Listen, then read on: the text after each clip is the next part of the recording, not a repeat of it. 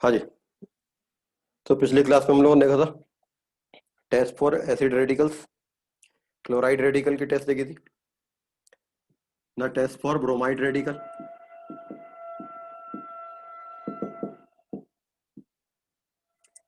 Test for bromide radical, original solution plus concentrated sulphuric acid, reddish brown fumes are evolve. अगर आपके salt में bromide radical है तो concentrated sulphuric acid से treat करने पर ब्रोमीन गैस इवॉल्व होगी। यहाँ पर HBr इवॉल्व नहीं होगी। पिछली क्लास में बताया था कि अगर ऑक्सीडाइजिंग एजेंट की बात करें तो MnO2 is more oxidising, than chlorine is more oxidising, then H2SO4 will be more oxidizing, then bromine, then iodine। तो H2SO4 ज्यादा स्ट्रॉन्गर ऑक्सीडाइजिंग होता है ब्रोमीन और आयोडीन से, तो वो क्लोरीन को डिस्प्लेस नहीं करेगा। तो क्लोरीन से हमने देखा था कि HCl गैस इवॉल्व होती थी। MnO2 कैन डिस्प्लेस क्लोरीन, तो जब हमने MnO2 के क्रिस्टल डाले थे तो pungent smelling HCl gas greenish yellow gas में कन्वर्ट हो गई थी क्लोरीन में। अगर एसिडिक स्ट्रेंथ की बात करें तो H2SO4 will be more acidic than HNO3 is more acidic than HCl and HI is more acidic than HBr are more acidic than H2SO4।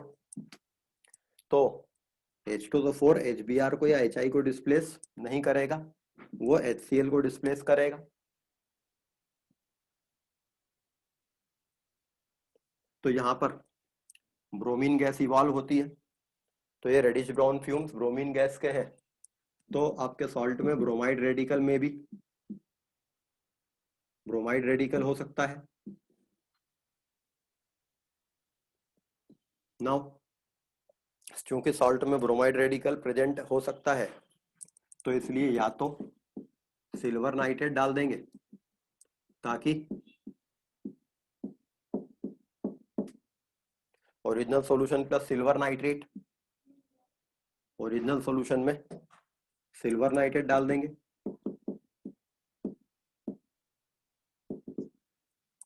तो लाइट येलो प्रेसिपिटेट आएगा AgBr का और dissolve the precipitate in ammonia solution. Precipitate slightly dissolve,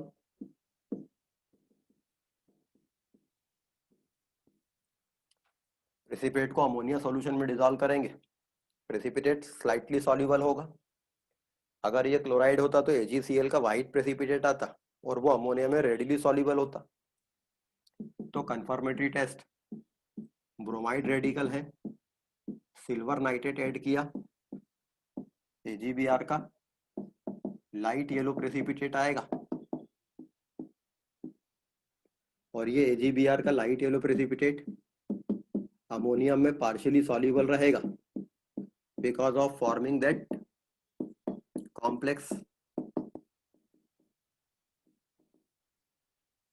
but इस equilibrium का equilibrium constant ज्यादा नहीं रहता है इसकी हायर लेटिस एनर्जी के कारण, तो प्रेसिपिटेट पूरा डिसॉल्व नहीं होता है। This confirms bromide. But bromide के कंफर्मेशन के लिए लेयर टेस्ट भी लगाई जा सकती है। You can apply layer test for the confirmation of bromide radicals. Original solution plus carbon tetrachloride liquid. Original solution जो है वो एक्वस सॉल्यूशन है, तो आपने एक टेस्ट ट्यूब में ओरिजिनल सॉल्यूशन लिया, इसमें कार्बन टेट्राक्लोराइड जो कि एक ऑर्गेनिक लिक्विड है और डेंसिटी वाटर से ज्यादा रहती है, तो इस टेस्ट ट्यूब में एक्वस सॉल्यूशन ऊपर आ जाएगा और नीचे कार्बन टेट्राक्लोराइड की लेयर ले रहेगी। ऊपर एक्वस लेयर है, तो कार्बन टेट्राक्लोराइड या क्लोरोफॉर्म भी ले सकते हैं। तो आपने एक टेस्ट ट्यूब में कार्बन टेट्राक्लोराइड लिया जो कि ऑर्गेनिक लिक्विड है, उसके ऊपर आपने एक्वस सॉल्यूशन लिया जिसमें ब्रोमाइड आयन हो सकते हैं। ये दो आपने लेयर ले ली। तो आपके टेस्ट ट्यूब में नीचे ऑर्गेनिक लेयर है, क्लियर ट्रांसपेरेंट ऑर्गेनिक लेयर, ऊपर क्लियर ट्रांसपेरेंट एक्वस लेयर है। अच्छा, सॉल्ट में ब्रोमाइड रेडिकल है, सॉल्ट में ब्रोमाइड रेडिकल है, तो वो कौन सी लेयर में होगा, एक्वस लेयर में कि ऑर्गेनिक लेयर में? बताइए, क्वेश्चन है ये। सॉल्ट में ब्रोमाइड रेडिकल है तो वह एक्वस लेयर में होगा कि ऑर्गेनिक लेयर में होगा? सर एक्वस लेयर में। एक्वस लेयर में होगा क्योंकि ये आयनिक सॉल्ट है, तो पोलर सॉल्वेंट ऊपर है, और एक्वस लेयर तो ब्रोमाइड रेडिकल इस एक्वस लेयर में होंगे। Now add chlorine water in excess. इसमें क्लोरीन वाटर एक्सेस में डालेंगे। जब हम इसमें क्लोरीन वाटर एक्सेस में डालते हैं, so reddish brown colour in that organic layer, उस ऑर्गेनिक लेयर नीचे वाली लेयर में वायलेट रेडिश ब्राउन कलर आ जाता है। This confirms bromide. ना ऐसा क्यों हो गया? आपका जो NaBr था, आयनिक सॉल्ट था, तो ये एक्वस लेयर में था, लेकिन अभी मैंने बताया कि क्लोरीन ज्यादा स्ट्रॉन्गर ऑक्सीडाइजिंग एजेंट होती है ब्रोमीन से या आयोडीन से। तो अगर क्लोरीन वाटर आपने एक्सेस में डाला तो ये क्या करेगा, क्लोरीन ब्रोमीन को डिस्प्लेस कर देगी और खुद रिड्यूस हो जाएगी। तो इस तरह से, अच्छा, जब ये ब्रोमीन Br2 मॉलिक्यूल के फॉर्म में डिस्प्लेस होगा सॉल्यूशन के अंदर, तो ब्रोमीन कौन सी लेयर में सॉल्युबल रहेगा, एक्वस लेयर में या ऑर्गेनिक लेयर में?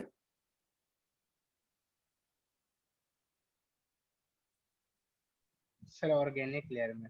ब्रोमीन मॉलिक्यूल जो रहेगा ये नॉन पोलर रहेगा, इसका डायपोल मोमेंट 0 है, तो बीइंग नॉन पोलर ये ऑर्गेनिक लेयर में जाएगा।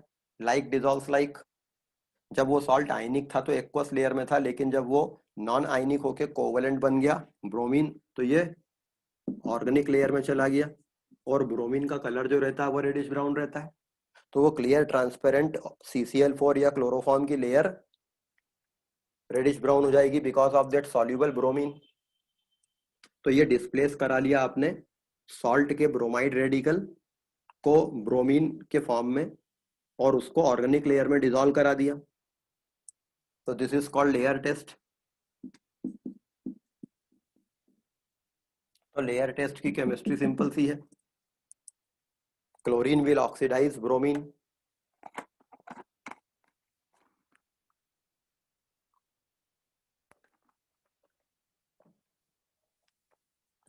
तो ब्रोमाइड रेडिकल की टेस्ट है ये।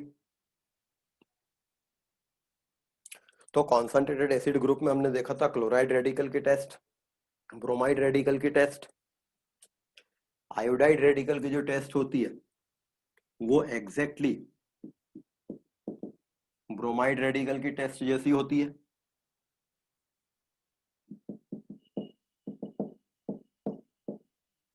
आयोडाइड रेडिकल की जो टेस्ट होती है वो ब्रोमाइड रेडिकल की टेस्ट के जैसी ही होती है।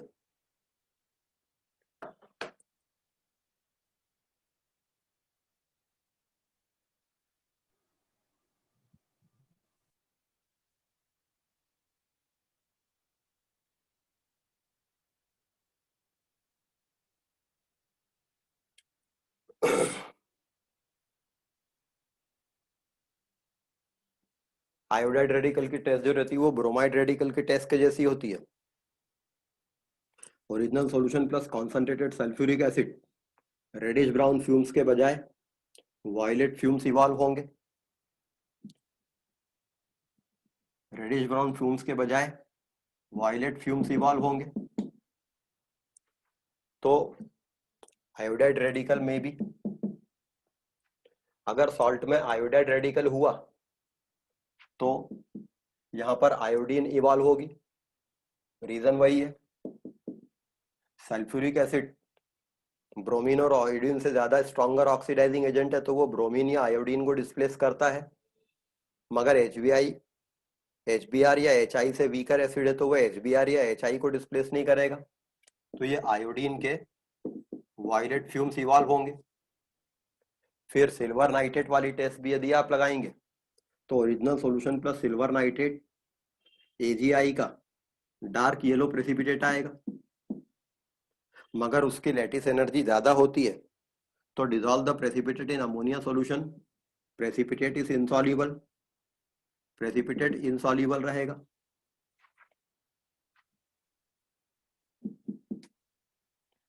तो अगर सॉल्ट में आयोडाइड रेडिकल हुए तो NaI सिल्वर नाइट्रेट के साथ रिएक्शन करके AgI का डार्क येलो प्रेसिपिटेट देगा, और ये डार्क येलो प्रेसिपिटेट अमोनिया में डिसॉल्व नहीं होगा। ये इक्विलिब्रियम फॉरवर्ड नहीं जाता है, काफी बैकवर्ड डायरेक्टेड ही रहता है। लेयर टेस्ट में भी यही होगा। Original solution plus CCl4 liquid दोनों लेंगे, उसमें क्लोरीन वाटर ऐड करेंगे तो आयोडीन डिस्प्लेस होगी, और पहले NaI एक्वस लेयर में रहेगा, पहले NaI एक्वस लेयर में रहेगा, लेकिन फिर वो CCl4 लेयर में चला जाएगा, जिससे CCl4 लेयर में वॉयलेट कलर आएगा।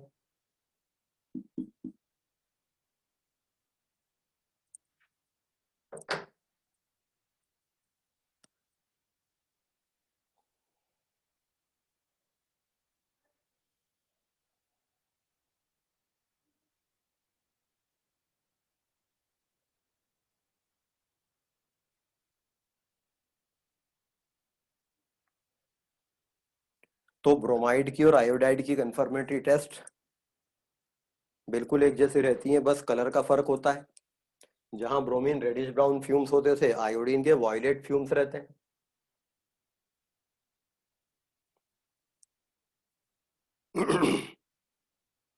अगर सॉल्ट में आपने लेयर टेस्ट लगाई और उस सॉल्यूशन में आपने कार्बन टेट्राक्लोराइड लिया हुआ है और आपने एक्वस सॉल्यूशन लिया हुआ है, अब आपने क्लोरीन वाटर डाला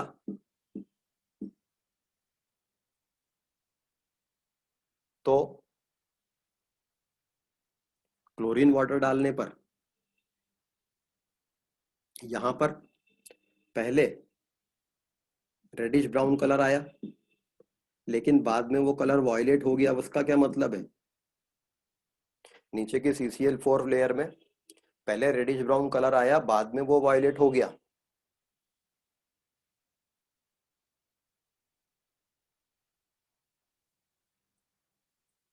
इसका क्या मतलब है? इसका मतलब है कि ब्रोमाइड और आयोडाइड रेडिकल दोनों प्रेजेंट थे उस सॉल्ट में। ब्रोमाइड और आयोडाइड रेडिकल दोनों प्रेजेंट थे। क्लोरीन ने क्या किया? ब्रोमीन को डिस्प्लेस किया। इसके कारण ऑर्गेनिक लेयर में रेडिश ब्राउन कलर आया, बट इस ब्रोमीन ने क्या किया? आयोडीन को डिस्प्लेस कर दिया। तो पहले रेडिश ब्राउन कलर आएगा, वो ब्रोमीन आयोडीन को डिस्प्लेस कर देगी, तो उसका कलर खत्म हो जाएगा और फाइनली आयोडीन का कलर रहेगा।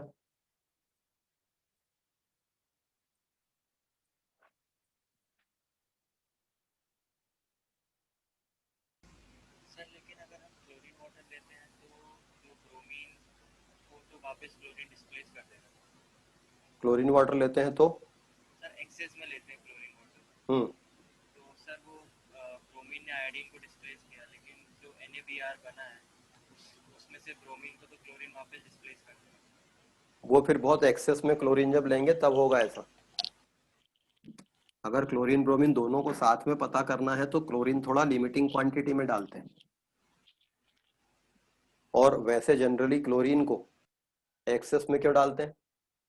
क्लोरीन को एक्सेस में इसलिए डालते हैं क्योंकि NaBr में क्लोरीन अगर लिमिटिंग रहेगा तो ये BrCl orange orange red compound बना देगा। जब क्लोरीन एक्सेस में होगा तब ब्रोमीन डिस्प्लेस होगी, इसलिए क्लोरीन वैसे जनरली एक्सेस में डाला जाता है इस टेस्ट में। तो this is the test for iodide radicals.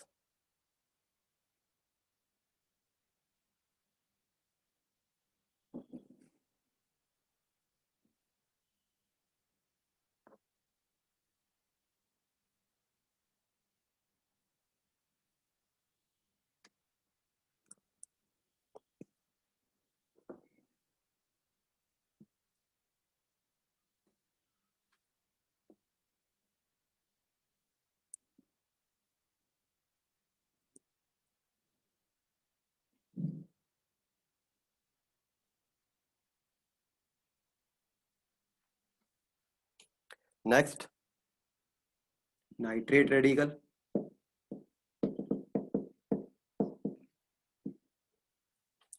Next one is nitrate radical, NO3 negative. Dilute acid group में नाइट्राइट रेडिकल था, कॉन्संट्रेटेड एसिड ग्रुप में नाइट्रेट रेडिकल होता है। Original solution plus concentrated nitric acid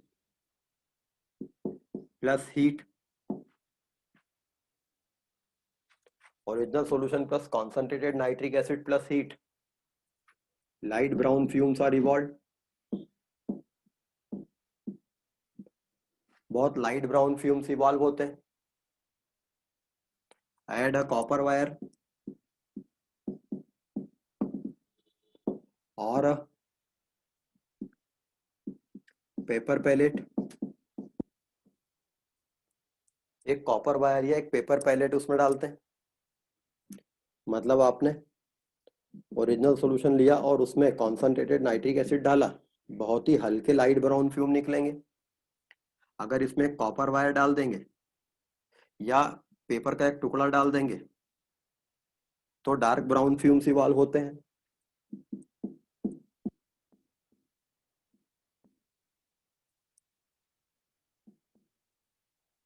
अब ये कैसे हुआ? नाइट्राइट की जो टेस्ट थी उसमें भी ऐसा हुआ था, लेकिन वहां फ्यूम्स डार्क ब्राउन अपने आप हुए थे। यहां पर पेपर पैलेट या कॉपर वायर डालने पर हुए हैं। अगर सॉल्ट में नाइट्रेट रेडिकल है तो कॉन्संट्रेटेड सल्फ्यूरिक एसिड ऐड करने पर नाइट्रिक एसिड इवॉल्व होगा।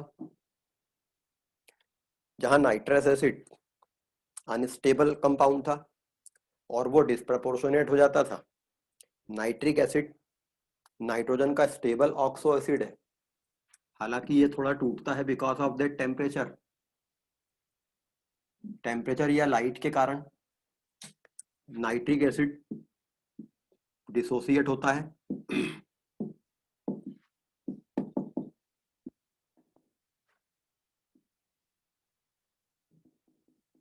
By this reaction.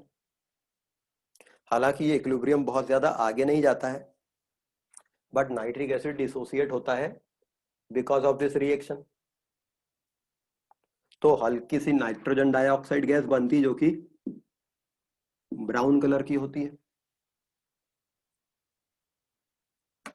Nitric acid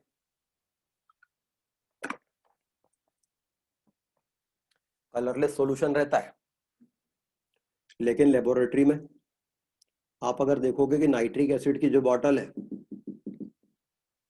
वो लाइट येलो कलर का रहता है नाइट्रिक एसिड, जबकि नाइट्रिक एसिड खुद कलरलेस सब्सटेंस है।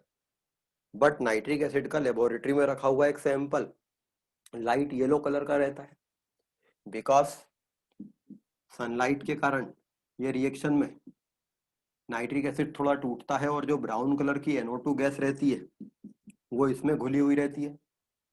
That's why in the laboratory HCl colourless solution रहेगा, HNO3 कलरलेस रहेगा, लेकिन nitric acid light yellow solution रहता है, बहुत हल्का सा लाइट।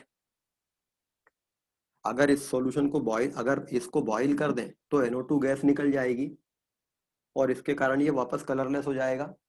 और या फिर इसमें ऑक्सीजन बबल कर दें अगर इसमें ऑक्सीजन बबल करेंगे तो ये इक्विलिब्रियम बैक चला जाएगा और येलोइशनेस खत्म हो जाएगी नाइट्रिक एसिड की।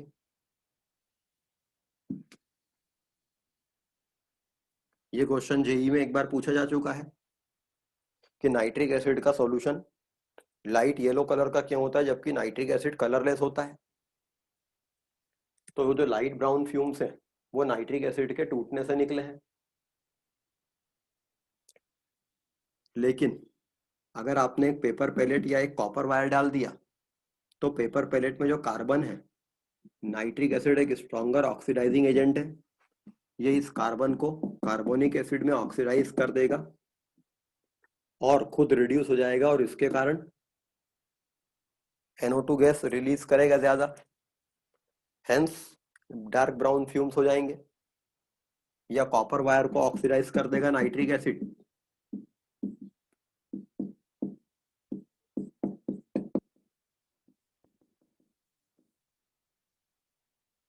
इलेक्ट्रोकेमिस्ट्री में हमने देखा था कॉपर का रिडक्शन पोटेंशियल हाइड्रोजन से ज्यादा होता है, तो कॉपर एसिड से रिएक्शन करके H2 गैस नहीं निकालेगा।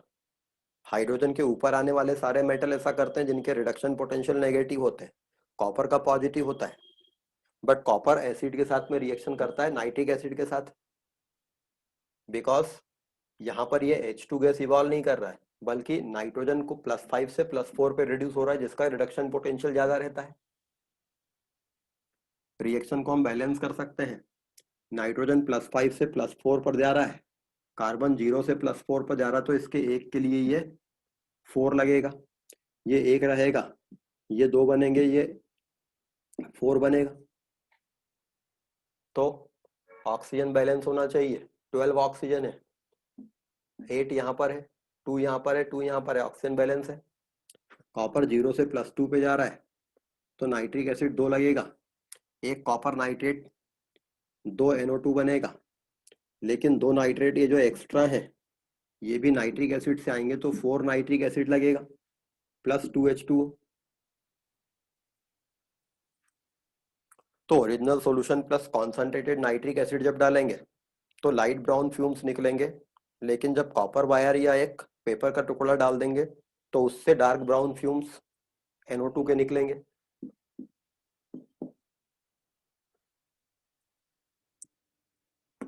Next one is confirmatory test for nitrate ion. Nitrate ion की कंफर्मेटरी टेस्ट भी ब्राउन रिंग टेस्ट होती है।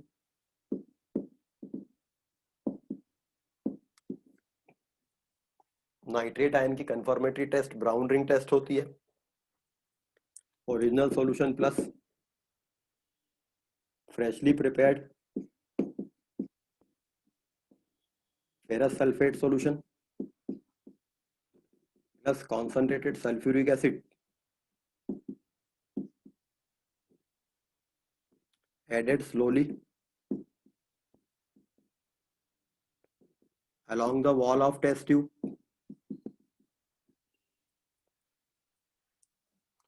Original solution plus freshly prepared ferrous sulfate solution and then concentrated sulfuric acid added slowly along the wall of test tube. Brown ring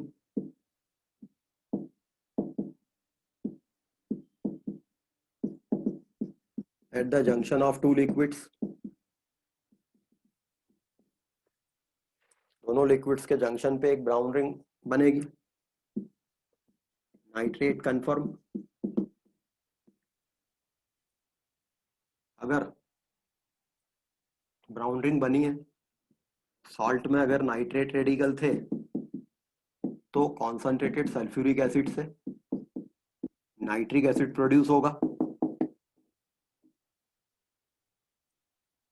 ये nitric acid oxidising agent होता है, तो इसलिए ये ferrous ion को ferric ion में oxidise करेगा और खुद NO गैस रिलीज करेगा। और ये जो NO रेडिकल रिलीज होंगे ये मीडियम में जो फेरस सल्फेट प्रेजेंट है एक्वस सॉल्यूशन में, उसमें ये NO वाटर मॉलिक्यूल को डिस्प्लेस करके ब्राउन रिंग कॉम्प्लेक्स ये बना देगी।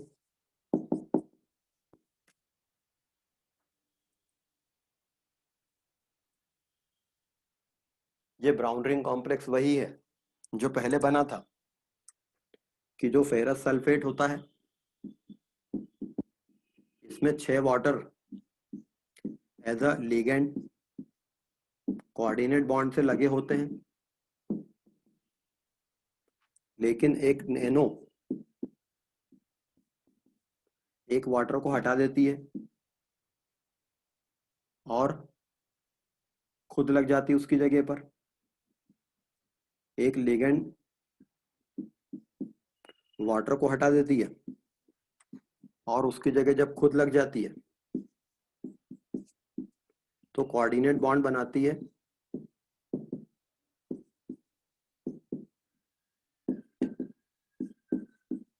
अपने इस लोन पेयर से। इसमें आयरन +2 स्टेट पर होना चाहिए,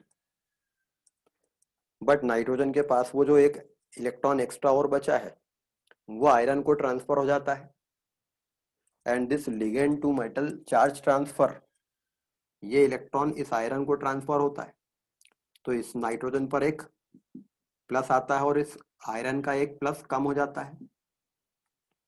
this is a ligand to metal charge transfer, और इसके कारण ये कॉम्प्लेक्स विजिबल लाइट एब्जॉर्ब करता है, हेंस ये डार्क ब्राउन कलर का दिखाई देता है। This is the brown ring test.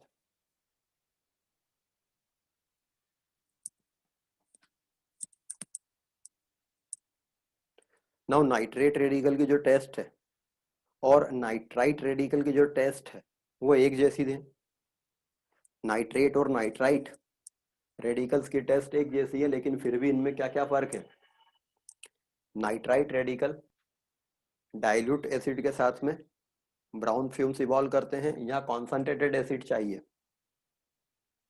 दूसरी बात, उसमें वो जो लाइट ब्राउन फ्यूम्स निकलते थे वो अपने आप डार्क ब्राउन हो जाते थे, यहाँ पर कॉपर वायर या पेपर पेलेट डालने पर वो डार्क ब्राउन होंगे।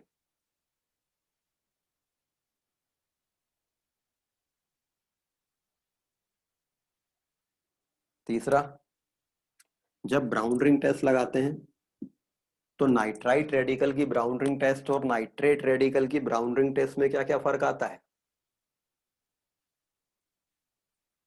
नाइट्राइट रेडिकल की ब्राउन रिंग टेस्ट और नाइट्रेट रेडिकल की ब्राउन रिंग टेस्ट में क्या फर्क आएगा। नाइट्राइट रेडिकल की ब्राउन रिंग टेस्ट जो होगी वो डाइल्यूट एसिड से या एसिटिक एसिड से लग जाती, लेकिन नाइट्रेट रेडिकल की जो ब्राउन रिंग टेस्ट होगी वो कॉन्संट्रेटेड एसिड से लगेगी।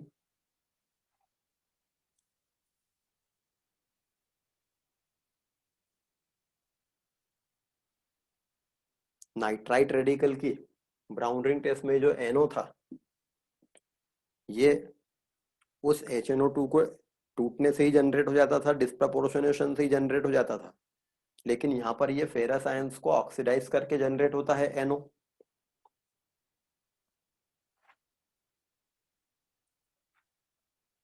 मगर फिर भी नाइट्राइट और नाइट्रेट रेडिकल की ब्राउन रिंग टेस्ट सेम रहती है, सिर्फ थोड़ा सा फर्क है कि यहाँ कॉन्संट्रेटेड एसिड लेना है। प्रिलिमिनरी टेस्ट भी एक जैसी है। तो how to distinguish between nitrite and nitrate. Nitrite और नाइट्रेट में डिस्टिंक्शन कैसे करें।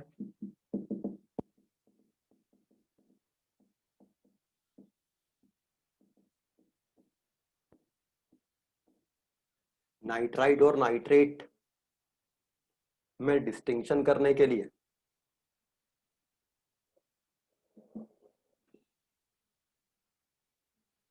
पहले एक काम करें,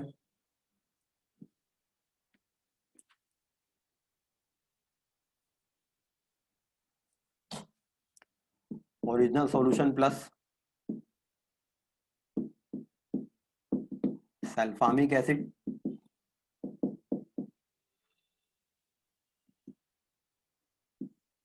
plus heat and then apply brown ring test.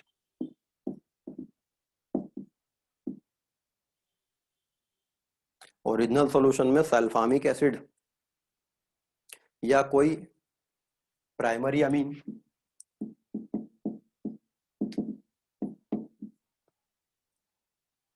in the presence of acid, original solution में सल्फामिक एसिड या कोई प्राइमरी अमीनो कंपाउंड लेकर एसिडिक मीडियम में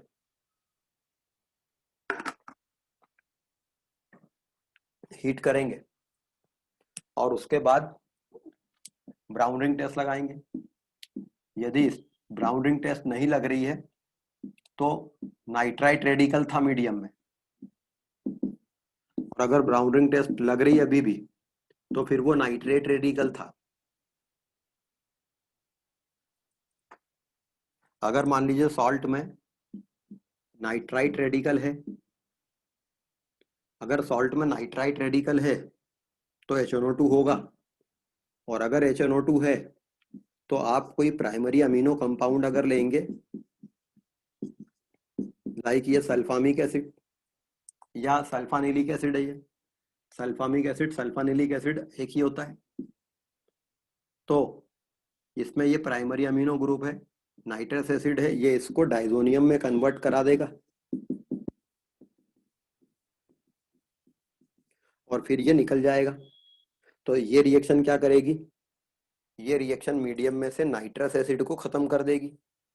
तो अगर सॉल्ट में नाइट्राइट आयन थे तो नाइट्रस एसिड रहा होगा और वो प्राइमरी अमीन के साथ में डायजोटाइजेशन रिएक्शन करके नाइट्रोजन इवॉल्व हो जाएगी, तो बचे सॉल्यूशन में नाइट्राइट रेडिकल नहीं रहेंगे, तो फिर ब्राउन रिंग टेस्ट नहीं लगेगी।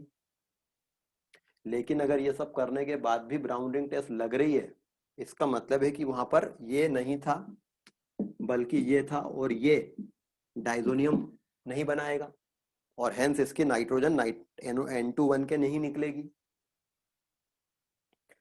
मतलब वो जो डायजोटाइजेशन रिएक्शन है उसको हम यूज कर लेंगे उस नाइट्रस एसिड को खत्म करने के लिए। तो अगर मीडियम में नाइट्राइट रेडिकल थे और आपने डायजोटाइजेशन से उनको खत्म कर दिया तो फिर बाद में ब्राउन रिंग टेस्ट नहीं लगेगी।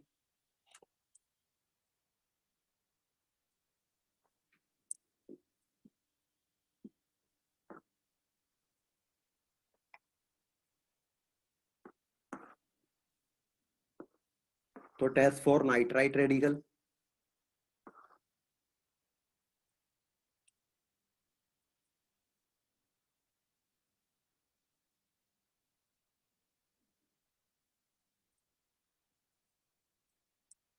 Next one is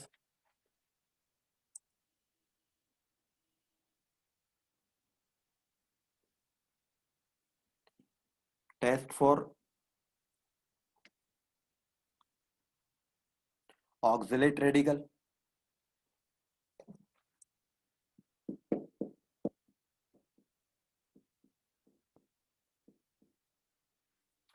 test for oxalate radical, original solution plus concentrated sulphuric acid plus heat. अगर सॉल्ट में ऑक्सलेट रेडिकल हुए मतलब कार्बन अपनी +3 ऑक्सीडेशन स्टेट में है,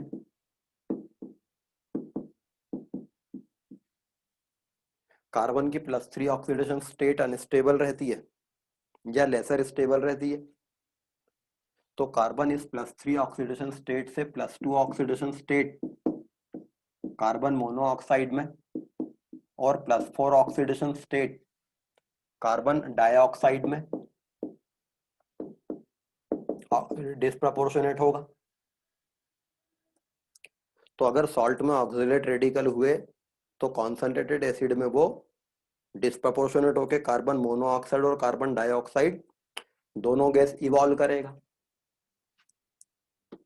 सो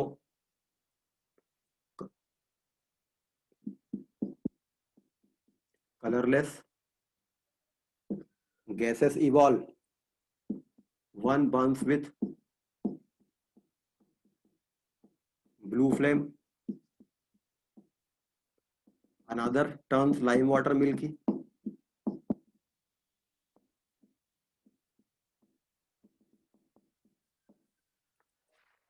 अगर सॉल्ट में ऑक्सलेट रेडिकल हैं तो दो गैसेस निकलेंगी, एक ब्लू फ्लेम के साथ बर्न होगी, मतलब टेस्ट ट्यूब को आप बर्नर के पास ले जाएंगे और यहाँ से कार्बन मोनोऑक्साइड गैस निकल रही है। अगर आप इसको बर्नर के पास ले गए तो इस टेस्ट ट्यूब के माउस पे एक ब्लू फ्लेम बन जाएगी। जब तक वो कार्बन मोनोऑक्साइड गैस निकलती रहेगी तब तक ब्लू फ्लेम के साथ वो जलती रहेगी। और कार्बन डाइऑक्साइड गैस तो लाइम वाटर को मिल्की करती ही है। तो ऑक्सीडेट रेडिकल कॉन्सनट्रेटेड एसिड के साथ डिस्प्रपोर्शनेट होंगे।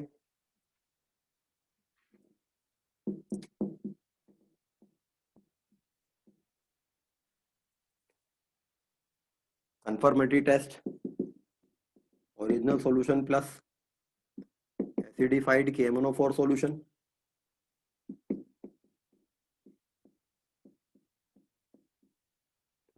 The KMnO4 solution gets decolorized or acidified dichromate solution. Dichromate solution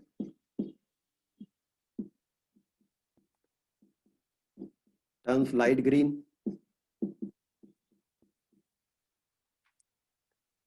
ये जो ऑक्सलेट रेडिकल हैं ये पोटेशियम परमैंगनेट से CO2 में ऑक्सीडाइज हो जाएंगे और उनको Mn2+ पे रिड्यूस कर देंगे।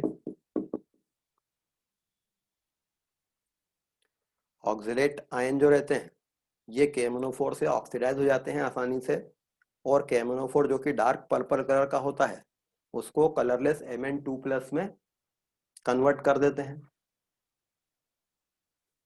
या यह ऑक्सलेट आयन एसिडिक मीडियम में डाइक्रोमेट आयन से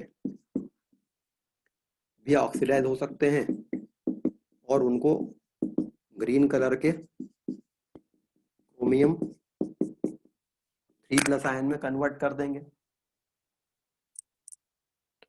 तो because of this redox reactions हम ऑक्सलेट आयंस को आइडेंटिफाई कर लेंगे। ऑक्सलेट आयन जो रहेंगे ये डाइक्रोमेट सॉल्यूशन को या परमैंगनेट सॉल्यूशन को डिकलराइज करते हैं क्योंकि ये आसानी से ऑक्सीडाइज हो जाते हैं CO2 में।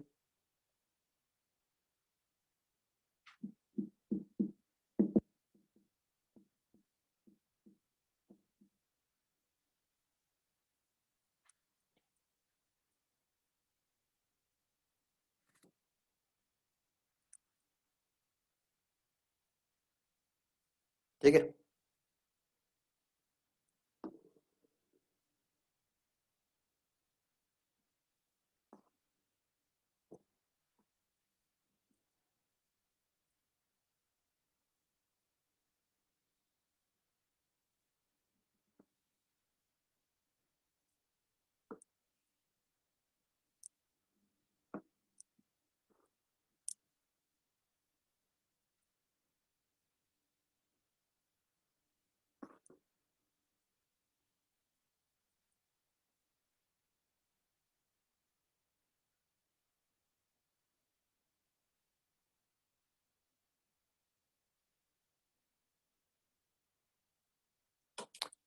Next one is acetate radical.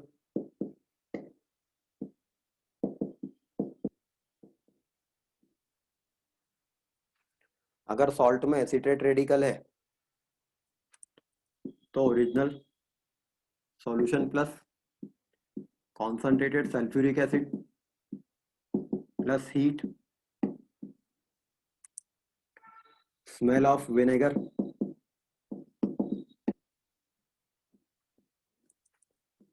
Acetate में भी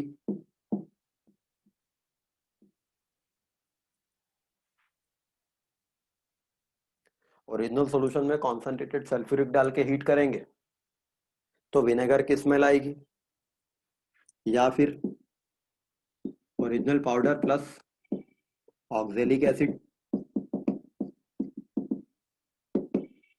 plus few drops of water,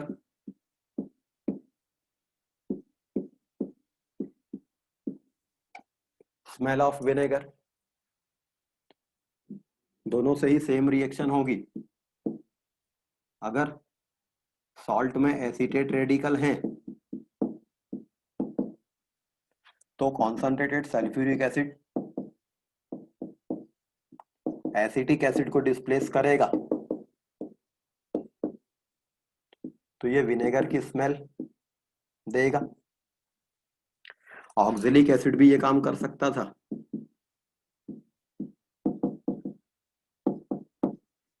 because oxalic acid is more acidic than acetic acid.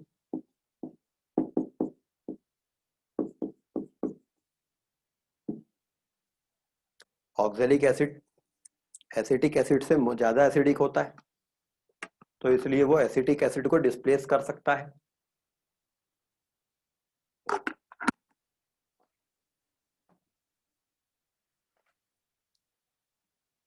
ठीक है, confirmatory test, original solution plus neutral ferric chloride solution.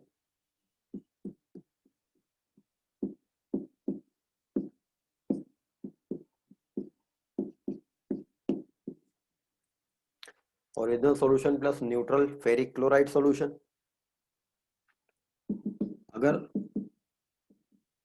Salt में acid radical है, neutral ferric chloride solution,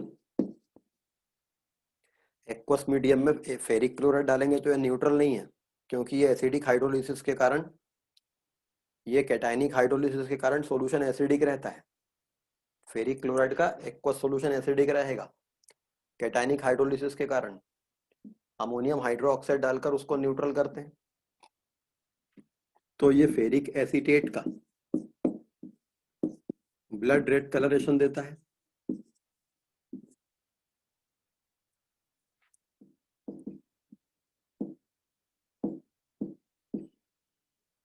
पूरा solution blood red colour का हो जाता है।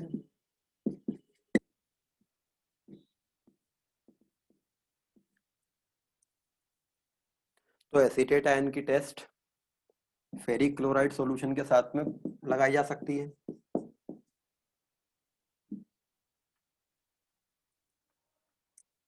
Neutral ferric chloride solution के साथ में acid red acetate ion blood red colouration ferric acetate देते हैं।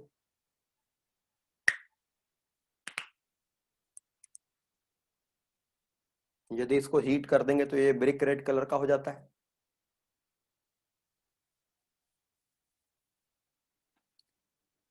या फिर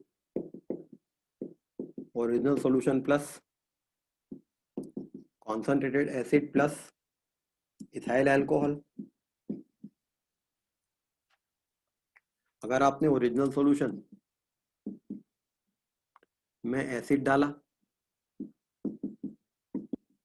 तो एसिटिक एसिड बन जाएगा,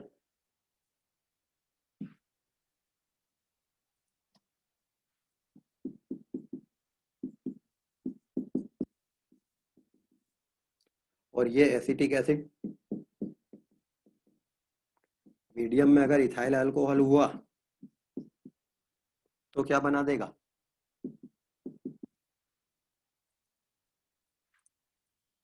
आपको सॉल्ट में प्रेजेंस पता करनी है एसीटेट आयन की, तो आपने ओरिजिनल सॉल्यूशन लिया, उसमें इथाइल अल्कोहल डाला, एसिडिक मीडियम में हीट किया, तो यहाँ पर क्या चीज बन जाएगी मीडियम में?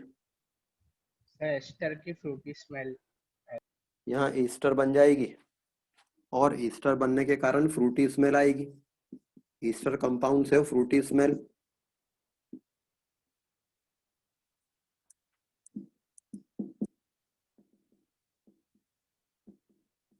तो दिस कंफर्म्स एसीटेट, तो ये एसीटेट को कंफर्म करता है। तो टेस्ट फॉर एसीटेट रेडिकल, तो ये हमने देखी टेस्ट डाइल्यूट एसिड रेडिकल की और कॉन्सनट्रेटेड एसिड रेडिकल की।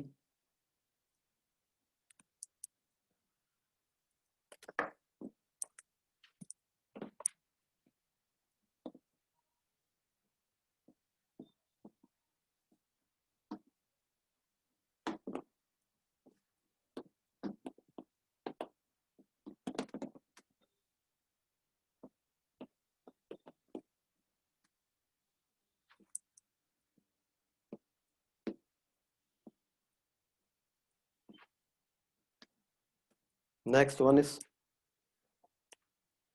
Special test. ऐसे रेडिकल्स जो किसी डाइल्यूट एसिड से या कॉन्सेंट्रेटेड एसिड से डिकम्पोज नहीं होते हैं, तो उनके लिए फिर अलग से टेस्ट लगानी पड़ती हैं. जैसे सल्फेट रेडिकल या जैसे phosphate radical.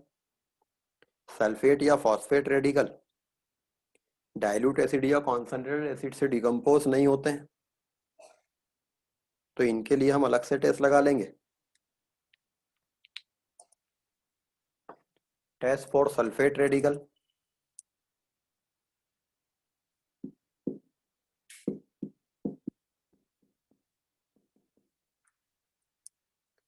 Original solution plus concentrated nitric acid plus heat.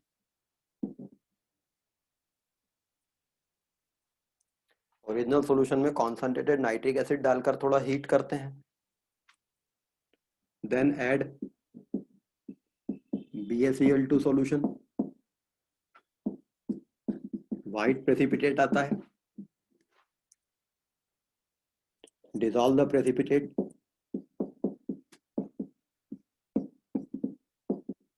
in dilute HCl. Precipitate does not dissolve. Sulphate confirm. इसी को डायरेक्ट कंफर्मेटरी टेस्ट भी मान लेते हैं. आपने सॉल्यूशन में नाइट्रिक एसिड डालकर पहले हीट क्यों किया? अगर सल्फेट रेडिकल थे तो वो BaCl2 के साथ में, अगर मीडियम में सल्फेट रेडिकल थे तो BaCl2 सॉल्यूशन ऐड करने से बेरियम सल्फेट का व्हाइट प्रेसिपिटेट दे देंगे. तो ये बेरियम सल्फेट का जो व्हाइट प्रेसिपिटेट आता है इसकी लैटिस एनर्जी ज्यादा होती है, तो ये डिसॉल्व नहीं होता HCl में. तो BaCl2 का व्हाइट प्रेसिपिटेट आएगा, लेकिन वो तो तब भी आ जाता. नाइट्रिक एसिड डालकर हीट क्यों किया बताइए? यहाँ नाइट्रिक एसिड डालकर हीट क्यों करते हैं?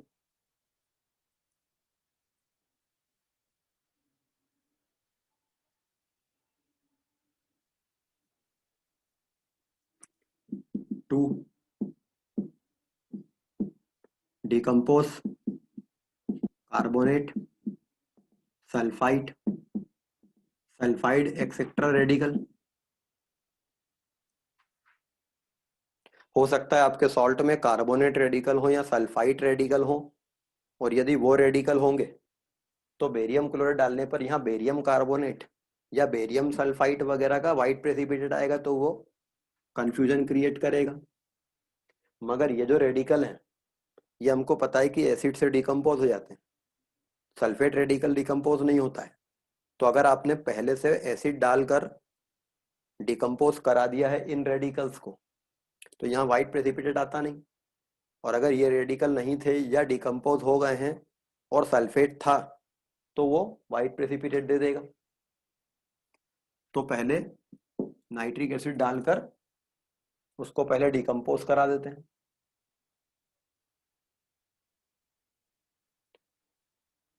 तो एक तो ये कंफर्मेटरी टेस्ट है कि वो बेरियम सल्फेट का व्हाइट प्रेसिपिटेट HCl में सॉल्युबल नहीं रहता है.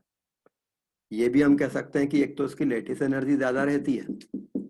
दूसरा, अगर आपने इसको डाइल्यूट HCl में डिसॉल्व किया तो ये एक वीकर एसिड अपने से स्ट्रॉन्गर एसिड को डिस्प्लेस कर रहा होगा, जो कि नहीं हो पाएगा. एक वीकर एसिड अपने से स्ट्रॉन्गर एसिड को डिस्प्लेस नहीं करता है. इस रिएक्शन का बैकवर्ड फोर्स बहुत ज्यादा रहेगा, क्योंकि बैकवर्ड डायरेक्शन में एक तो ये प्रेसिपिटेशन रिएक्शन है, दूसरा स्ट्रॉन्ग एसिड वीक एसिड को डिस्प्लेस कर रहा है, तो ये बैकवर्ड बहुत फेवरेबल रहेगा, फॉरवर्ड नहीं रहेगा इस रिएक्शन का.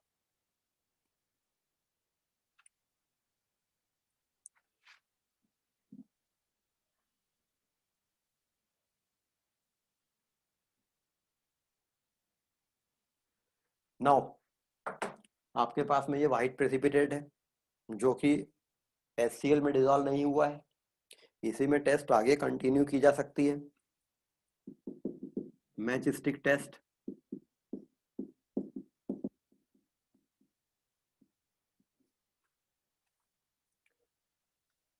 take that white precipitate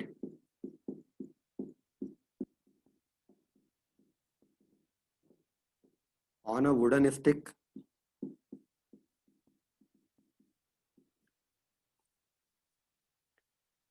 उस व्हाइट प्रेसिपिटेट को एक वुडन स्टिक पे लेते हैं, तो एक मैच स्टिक लेते हैं, हमको उसके इस पार्ट की कोई जरूरत नहीं है, तो इस पार्ट को अलग कर देते हैं, केवल हमें उस वुडन स्टिक चाहिए। तो मैच स्टिक के बजाय कोई वुडन स्टिक दूसरी भी काम कर सकती थी, बट क्योंकि मैच स्टिक इजीली अवेलेबल रहती तो एक मैच स्टिक लेते हैं, उसका कार्बोनाइज पार्ट ले लेते हैं, उसका फास्फोरस वाला पार्ट तोड़ के अलग कर देते हैं। इस पर वो प्रेसिपिटेट ले लेते हैं, व्हाइट प्रेसिपिटेट, और फिर इसको बर्नर में बर्न कर देते हैं।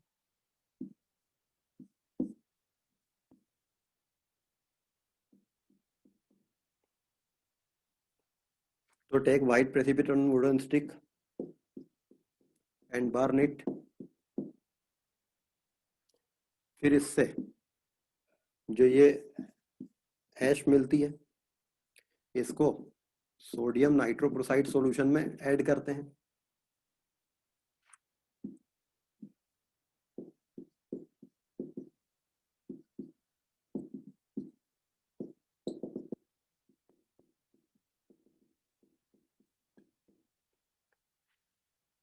उसको सोडियम नाइट्रोक्लोराइड सॉल्यूशन में ऐड करते हैं, तो पर्पल और वॉयलेट कलरेशन आता है,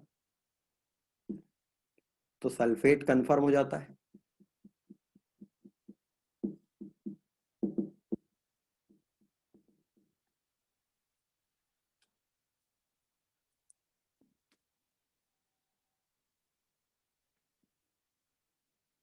दरअसल यहाँ पर इस टेस्ट में बताइए क्या हुआ होगा।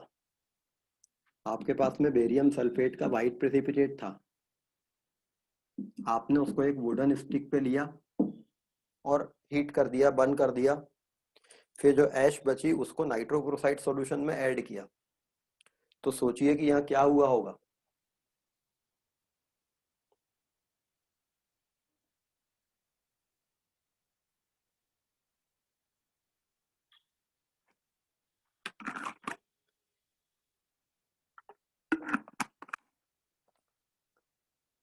उस वुडन स्टिक से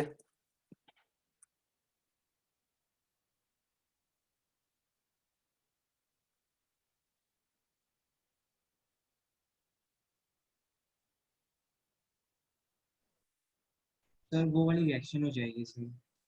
कौन सी वाली रिएक्शन हो जाएगी? अपन लोगों ने नाइट्रोक्लोराइड सोल्यूशन लिया था और सोडियम सल्फाइड का लिया था, जिससे अपन को सर पर्पल कलर का सोडियम थायोसल्फाइड सोडियम थायोक्लोराइड सोल्यूशन मिल जाएगा। वो सल्फाइड रेडिकल की टेस्ट थी, नाइट्रोक्लोराइड जो है वो सल्फाइड रेडिकल की टेस्ट थी। यहाँ पर सल्फाइड रेडिकल है ही नहीं आपके पास, या सल्फेट, यहाँ पर सल्फेट रेडिकल है आपके पास, ये रेडिकल है, ये नहीं है, ये भी नहीं है। और नाइट्रोक्लोराइड टेस्ट जो रहती है वो सल्फाइड रेडिकल की होती है।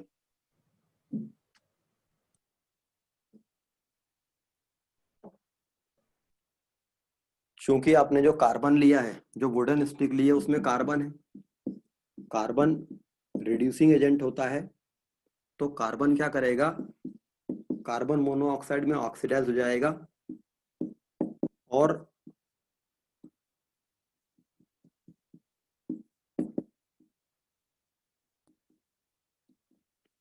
बेरियम सल्फेट को बेरियम सल्फाइड में रिड्यूस कर देगा। तो यहाँ पर वुडन स्टिक लेने का कारण था कि उसका कार्बन आपको मिल जाए, ताकि वो जो बेरियम सल्फेट है वो रिड्यूस हो जाए उसका सल्फेट सल्फाइड में। तो ये बेरियम सल्फाइड में रिड्यूस हो गया है, कार्बन 0 से +2 पर जा रहा है, ये सल्फर +6 से -2 पर जा रहा है, 8 इलेक्ट्रॉन्स ले रहा है, तो ये 4 लग जाएगा, ये 4 बनेगा, तो 4 ऑक्सीजन बैलेंस हो गई। और ये जो बेरियम सल्फाइड रहेगा, देन ये sodium nitrochloride solution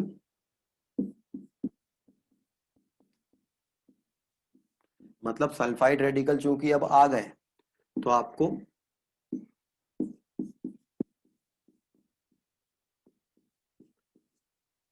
nitrochloride solution से सल्फाइड की कंफर्मेटरी टेस्ट मिल जाएगी।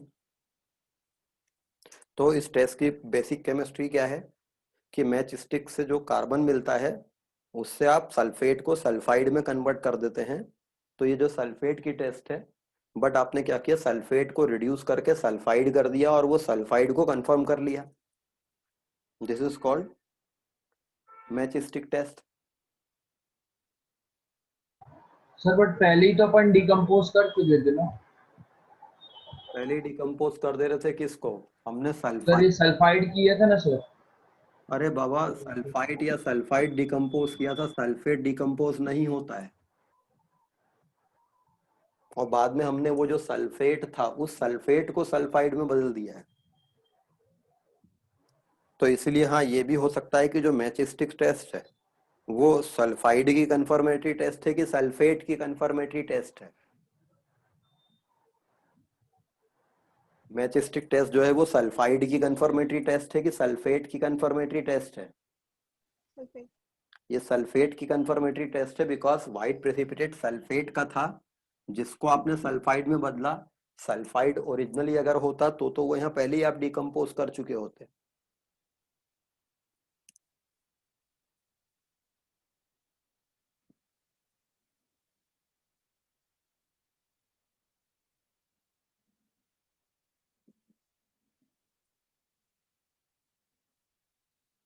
हाँ, अगर आपने ये वाला काम नहीं किया होता तो बेरियम सल्फाइड होता आपके पास, वो भी व्हाइट प्रेसिपिटेट होता है। बेरियम सल्फाइड प्रेसिपिटेट रहता है ब्लैक, और बेरियम सल्फेट, ये तीनों ही मैच स्टिक टेस्ट दे देंगे। बिकॉज मैच स्टिक से क्या होगा, ये सल्फाइड में कन्वर्ट होगा, ये सल्फाइड में ये भी हो जाएगा, ये तो ऑलरेडी सल्फाइड है।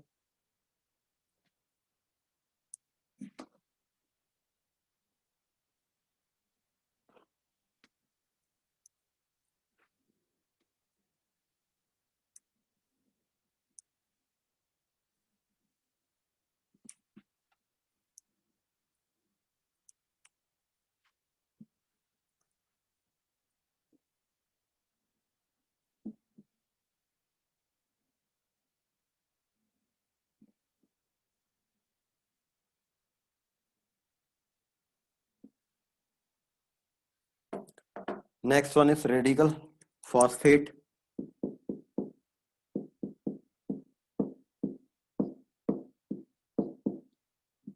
फॉस्फेट रेडिकल की टेस्ट, अगर आपके सॉल्ट में फॉस्फेट रेडिकल है तो ओरिजिनल सॉल्यूशन प्लस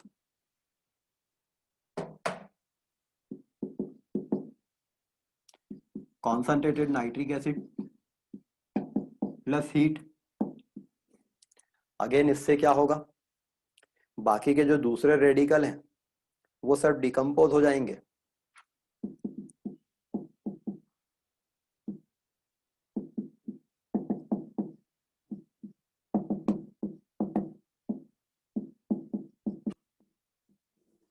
ये सारे रेडिकल डिकम्पोज हो जाएंगे। Then add sodium nitrochloride solution, नहीं sodium, add ammonium molybdate solution.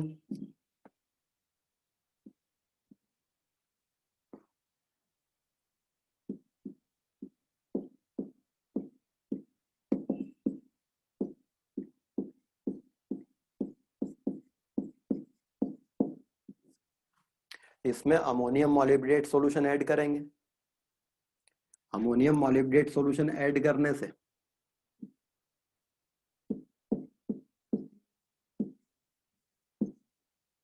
Canary yellow precipitate मिलेगा जो फॉस्फेट को कंफर्म करता है। अगर आपके सॉल्ट में फॉस्फेट रेडिकल है तो नाइट्रिक एसिड डालने से ये मीडियम में फास्फोरिक एसिड जनरेट कर देंगे।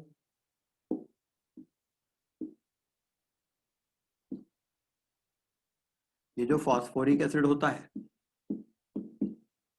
ये फॉस्फेट आयन देता है, अमोनियम मॉलिब्डेट सॉल्यूशन NH4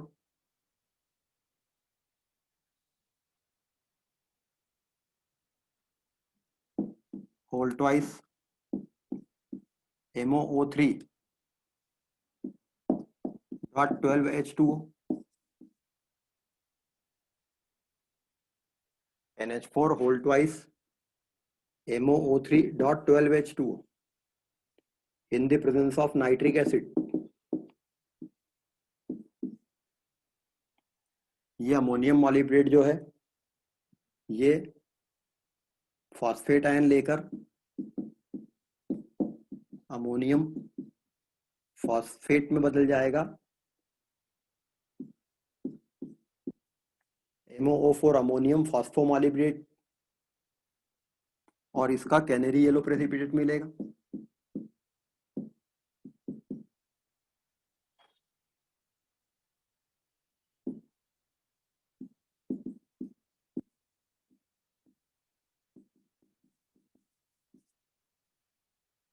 तो इट कन्वर्ट्स इनटू अमोनियम फॉस्फोमॉलिब्डेट। तो ये 12 लगता है, इसके 12 लगने से ये एक बनता है, तो 3 अमोनियम इसके पास में, तो 21 इसके पास होंगे, 21 अमोनियम इसके पास है, तो 21 नाइट्रिक एसिड यहाँ रहेगा। 21 नाइट्रिक एसिड से 21 नाइट्रेट इसके पास आ जाएंगे। ये जो 12 वाटर ये है 21H और 3H 24H, तो वाटर जो रहेगा ये 24H से 12 वाटर बन जाएगा।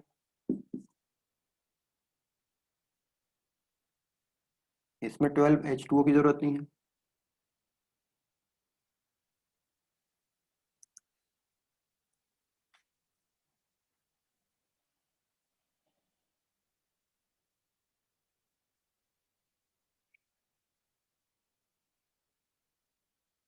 फॉस्फोरिक एसिड अमोनियम फॉस्फोमॉलिब्डेट में कन्वर्ट हो जाएगा।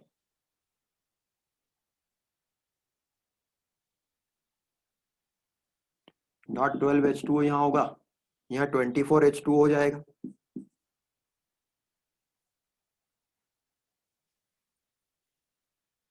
ठीक है, तो ये फॉस्फेट की कंफर्मेटरी टेस्ट है।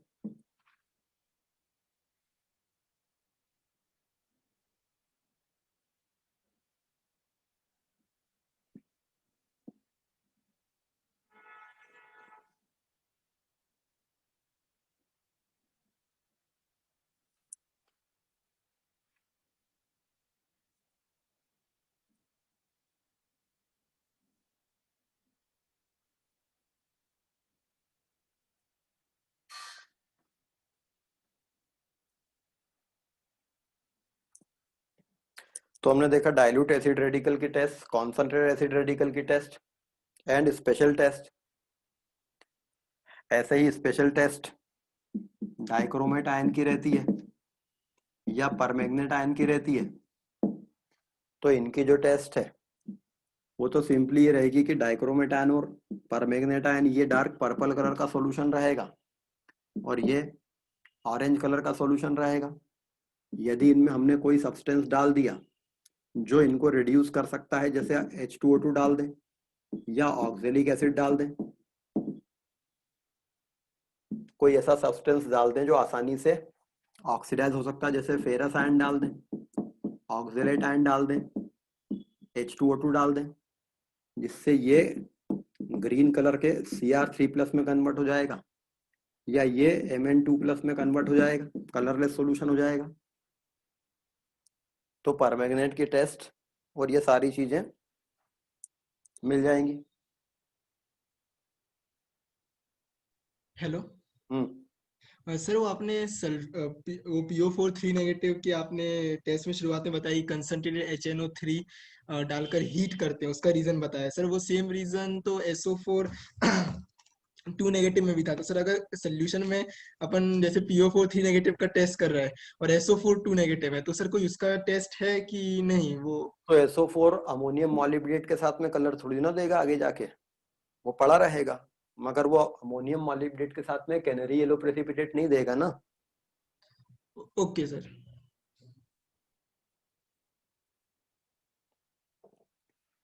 तो ये एसिड रेडिकल्स की टेस्ट है। तो एसिड रेडिकल की टेस्ट हमने देखी, और बाकी के जो रेडिकल अभी एनायन बचे हैं वो टेस्ट आगे किसी न किसी रिएक्शन में आ जाएगी।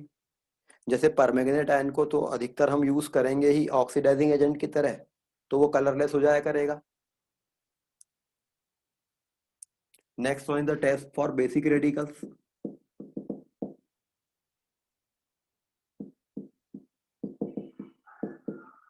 The test for cations.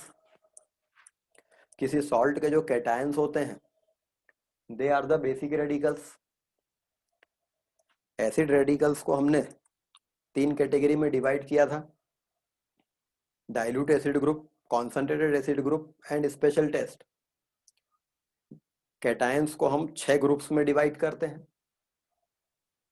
Cations को हम 6 ग्रुप्स में डिवाइड करेंगे और इनकी टेस्ट ग्रुप वाइज अप्लाई करेंगे।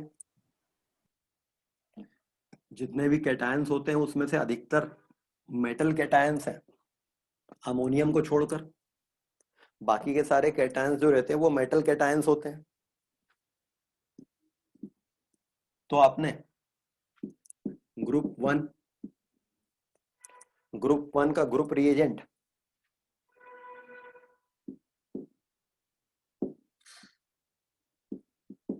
होता है डाइल्यूट HCl, और ग्रुप 1 में आयन रखे जाते हैं lead, silver and mercurous ion. Group 1 में रखे जाते हैं lead, silver and mercurous ion, mercury +1 state में। किसी भी ग्रुप का एक ग्रुप रिएजेंट होता है और उस ग्रुप में कुछ आयन्स हैं। ग्रुप 2 का ग्रुप रिएजेंट होता है डाइल्यूट एसिड के प्रेजेंस में H2S। ग्रुप 2 का ग्रुप रिएजेंट होता है डाइल्यूट एसिड के प्रेजेंस में H2S, और इसमें Hg, Pb, Bi, Cu, Cd, As, Sn,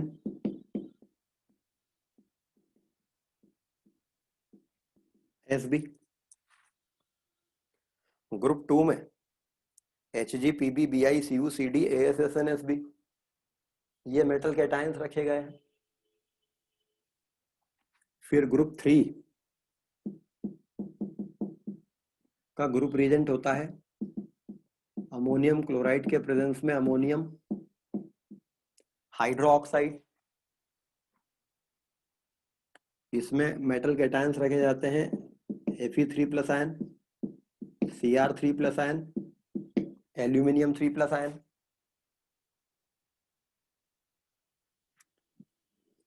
फिर ग्रुप 4 इसका ग्रुप रिएजेंट होता है बेसिक मीडियम में H2S, डाइल्यूट या वीक बेसिक मीडियम में H2S। इसमें nickel, cobalt, zinc and manganese ये 4 आयन हैं। फिर ग्रुप 5 का ग्रुप रिएजेंट होता है अमोनियम क्लोराइड के प्रेजेंस में अमोनियम कार्बोनेट। इसमें बेरियम, स्ट्रांशियम, कैल्शियम ये आयन होते हैं।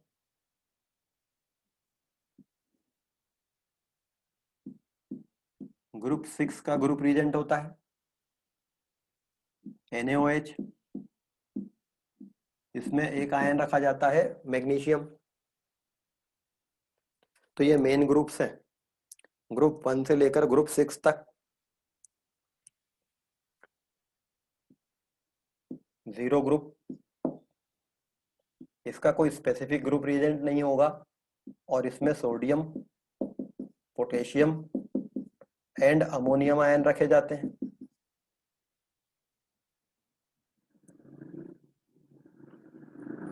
Why this? radicals are classified into these different groups. And what is the purpose of group reagent? अगर हम ये सारे मेटल कैटायंस को देखें तो इन सारे मेटल कैटायंस के अलग अलग एनायंस के साथ में सॉल्ट प्रेसिपिटेट हो सकते थे मीडियम में। हम किसी मेटल कैटायन के कौन कौन से सॉल्ट प्रेसिपिटेट कर सकते हैं, डिपेंड करता है एनायन कौन है। उस मेटल कैटायन का क्लोराइड सॉल्ट प्रेसिपिटेट हो सकता है, ब्रोमाइड प्रेसिपिटेट हो सकता है, सल्फेट प्रेसिपिटेट हो सकता है, हाइड्रो ऑक्साइड प्रेसिपिटेट हो सकता है, सल्फाइड प्रेसिपिटेट हो सकता है।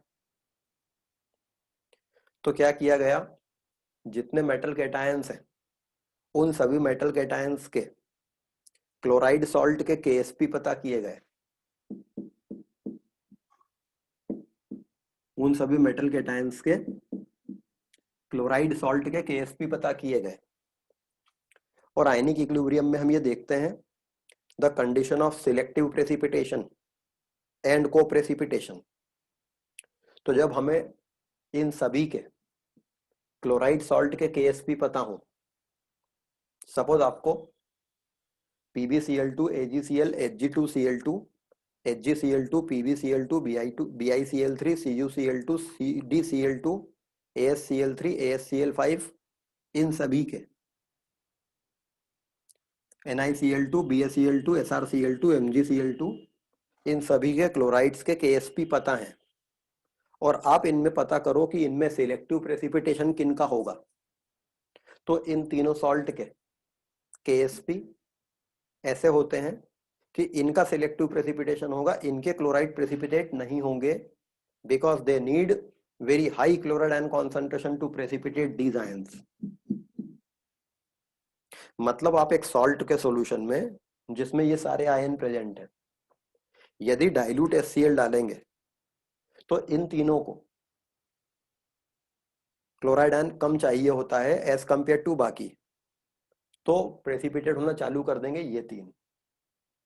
बाकी के क्लोराइड प्रेसिपिटेट नहीं होंगे, they will require very high chloride ion concentration. अच्छा, लेकिन ये तीनों के केएसपी ऐसे हैं कि इनके क्लोराइड, इनको लगभग सेम क्लोराइड चाहिए प्रेसिपिटेशन होने के लिए, तो ये लोग साथ में प्रेसिपिटेट होंगे। तो जब हम ग्रुप रिएजेंट क्लोराइड बनाएंगे और इनके सॉल्यूशन में डालेंगे तो इनका सिलेक्टिव प्रेसिपिटेशन होगा, बट ये तीनों को प्रेसिपिटेट होंगे। तो जो को प्रेसिपिटेशन शो करते हैं उनको एक ग्रुप में रखते हैं, और जिस एनायन के साथ शो करते हैं वो एनायन देने वाला इलेक्ट्रोलाइट को ग्रुप रिएजेंट बना देते हैं, और जिनसे वो सिलेक्टिव प्रेसिपिटेशन शो करते हैं उनको अलग कर देते हैं। तो हमने क्या किया, पहले क्लोराइड सॉल्ट के केएसपी चेक किए, तो पता लगा लेड, सिल्वर और मर्क्यूरियस आयन के क्लोराइड्स के केएसपी कम होते हैं, या केएसपी ऐसे होते हैं कि उनका सिलेक्टिव प्रेसिपिटेशन हो सकता है। फिर अगला सॉल्ट देखा गया सल्फाइड सॉल्ट, तो इनके सल्फाइड सॉल्ट के केएसपी ऐसे होते हैं कि इनके सल्फाइड सिलेक्टिवली प्रेसिपिटेट हो सकते हैं। लेकिन जब इनके सल्फाइड सॉल्ट देखे गए तो इन सब के सल्फाइड सॉल्ट के केएसपी ऐसे होते हैं कि ये सब प्रेसिपिटेट हो सकते हैं, मगर ये जो चार रेडिकल हैं इनके सल्फाइड के केएसपी भी ऐसे होते हैं कि इनके सल्फाइड भी प्रेसिपिटेट हो सकते हैं अगर आप H2S डालो तो। लेकिन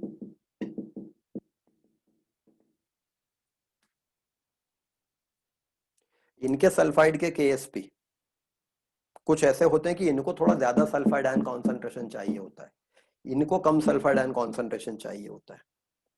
तो ग्रुप 2 का ग्रुप रिएजेंट कौन बनाया, किसी एसिड के प्रेजेंस में H2S, ताकि कॉमन आयन इफेक्ट के कारण क्या हो, ये इक्विलिब्रियम बैक डायरेक्टेड रहे और सल्फाइड आयन मीडियम में हो लेकिन कम हो, तो केवल इनके सल्फाइड प्रेसिपिटेट होंगे। इसलिए ग्रुप 2 का ग्रुप रिएजेंट अकेला H2S नहीं है, डाइल्यूट एसिड के प्रेजेंस में H2S है, ताकि कॉमन आयन इफेक्ट के कारण आप इसको कंट्रोल करके रख सको और एक पर्टिकुलर वैल्यू से कम रखो ताकि इनके क्लोराइड प्रेसिपिटेट ना हो जाए। अच्छा, फिर जब आपको इनके इनके सल्फाइड प्रेसिपिटेट ना हो जाए और जब आपको इनके सल्फाइड प्रेसिपिटेट कराना है तो you will need high sulphide ion concentration. तो यहाँ ग्रुप रीजन कौन बनाया, बेसिक मीडियम में H2S, ताकि इसका आयनाइजेशन और ज्यादा बढ़ जाए और सल्फाइड आयन कॉन्सेंट्रेशन हायर रहे। इनके तो सल्फाइड प्रेसिपिटेट होंगे नहीं।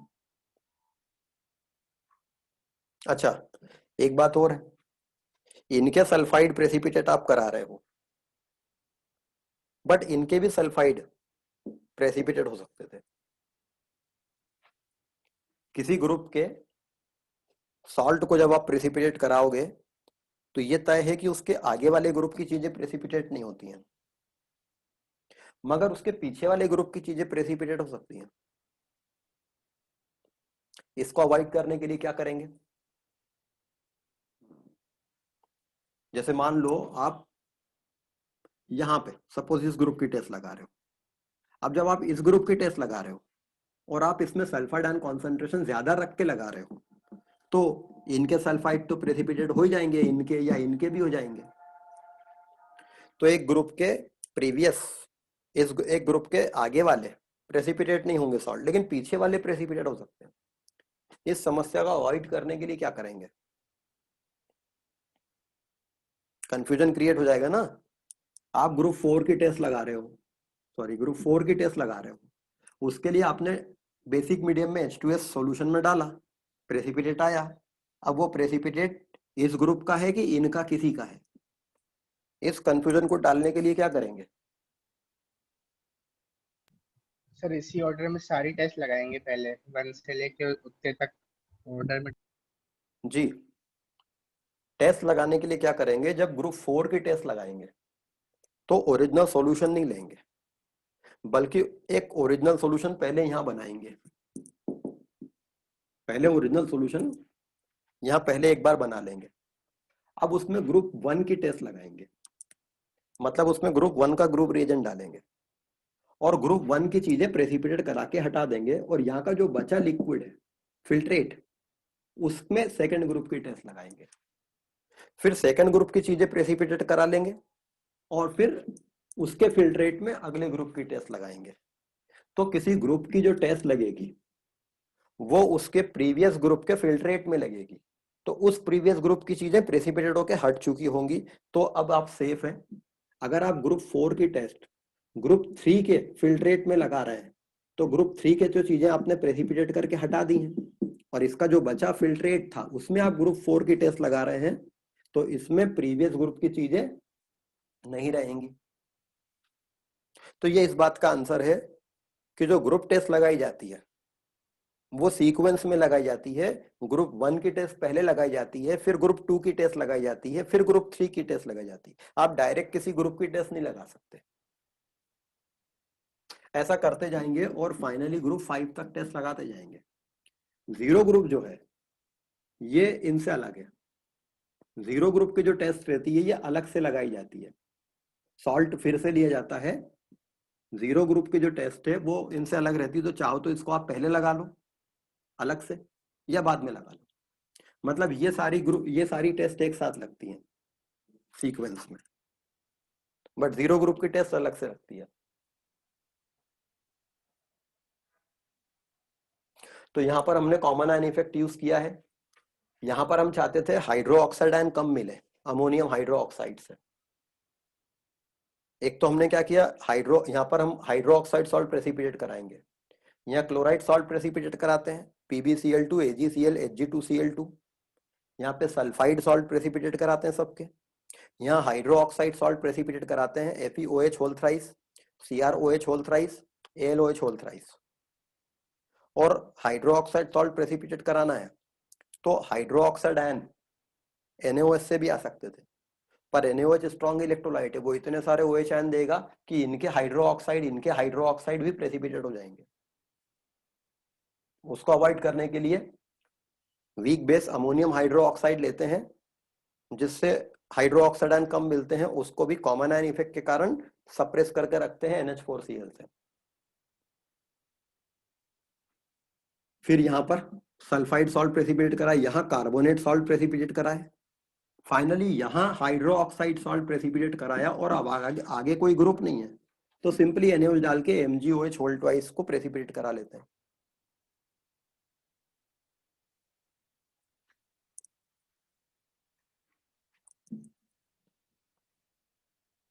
ठीक है, तो नेक्स्ट क्लास में हम लोग ये ग्रुप टेस्ट पढ़ेंगे, एक एक करके सारे ग्रुप्स की टेस्ट पढ़ेंगे। सर इसकी रिएक्शन भी करना पड़ेगा। ये बात तो मैंने कितनी बार बताई है कि रिएक्शन के थ्रू ही चीजें याद रहेंगी। आप वर्ड्स मत पढ़ो, रिएक्शन अगर आपको याद है तो वर्ड्स तो आपको लैंग्वेज तो पता ही है ना, बना लोगे। तो नेक्स्ट क्लास में बाकी का देखेंगे, और डाउट क्लास में एसिड रेडिकल्स की सारी टेस्ट आपको याद करके आनी है।